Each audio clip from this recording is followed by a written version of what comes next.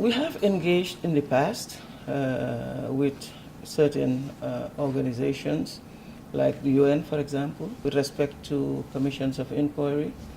And I know that there are other efforts that are being made to gather evidence. We advise them to preserve the evidence, because we need you need to see that if we do not have jurisdiction into a situation, we cannot collect their evidence or investigate, or we cannot do anything.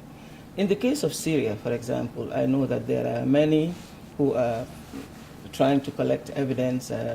This, unfortunately, we cannot do anything about, because Syria is not a state party to the ICC.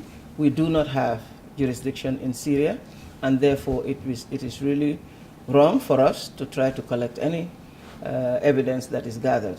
Perhaps the best thing is for them to preserve the evidence. Who knows for tomorrow? But for the ICC, we cannot take this evidence because we do not have this jurisdiction.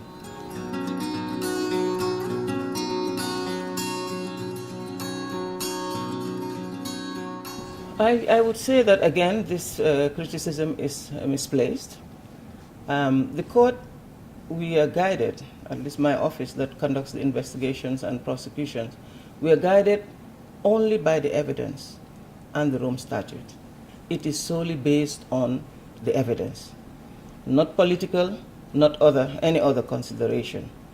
In the case of Côte d'Ivoire, I have, from the very beginning, been very clear to say that no side to the conflict is going to be spared from the scrutiny of my office.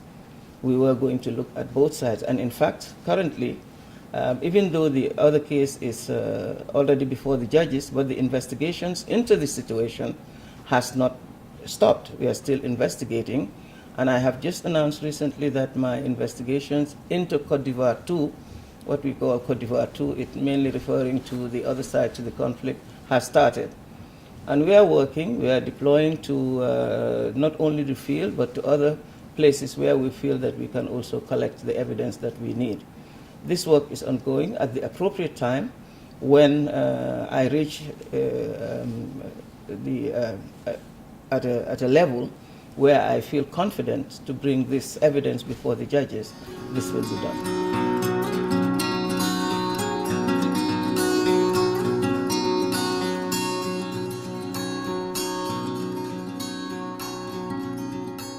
Well, for us, what we have to continue to do is try to collect the best evidence that we need, to collect the strong evidence that we believe when we bring it before the judges, it will stand the test that is needed at that point in time.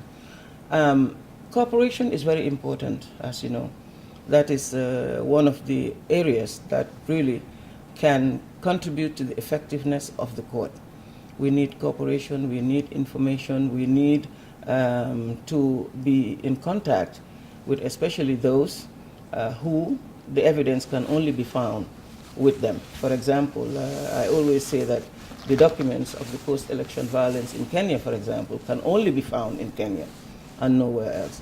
So we have to, we continue to try to engage with those who definitely we need this information from them. And in the case of Côte d'Ivoire, as I said at the beginning, we have been informing the government about our plans to start investigations into Côte d'Ivoire too, and we are engaged with the government in trying to obtain this evidence. But it is true, what you have said, that sometimes states may engage with the office more enthusiastically than at other times. But all this, as you know, is part of the duties, it's part of the responsibilities of finding ways in which we can engage and get for us what is necessary to bring before the judges.